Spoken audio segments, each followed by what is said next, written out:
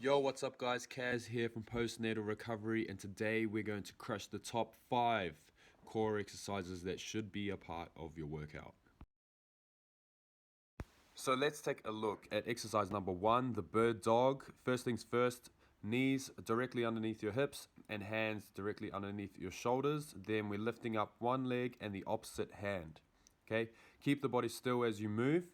And maybe lift your leg first before you lift your hand, as the leg will be a bit heavier, so it'll be easier to stabilize during the movement if we bring the leg up before we lift our arm. Exercise number 2. First, we anchor a band. So there is a band in my hands. I'm pulling it down, keeping my arms straight and engaging. Then I flatten out my back. I've emphasized this movement, exaggerated it right here. And then I lift the legs off the ground and perform the movement. The biggest focus here is trying to keep the lower back on the ground while performing the movement. Okay, that band is going to act as another obstacle, so you're going to have to make sure you're pulling really hard and really drive that back into the ground.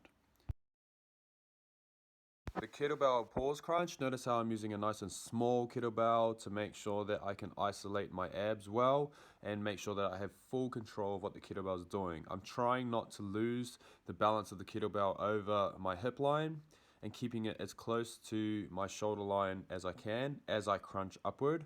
I'm also pausing at the top of the movement.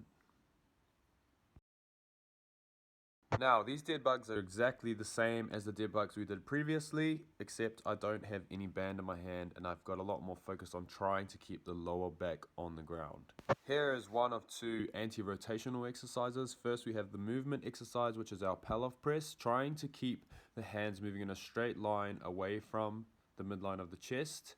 Every time we're pushing out, make sure to do both sides. And second, another anti-rotational isometric movement, which basically means we get into position and we hold there for a certain amount of time.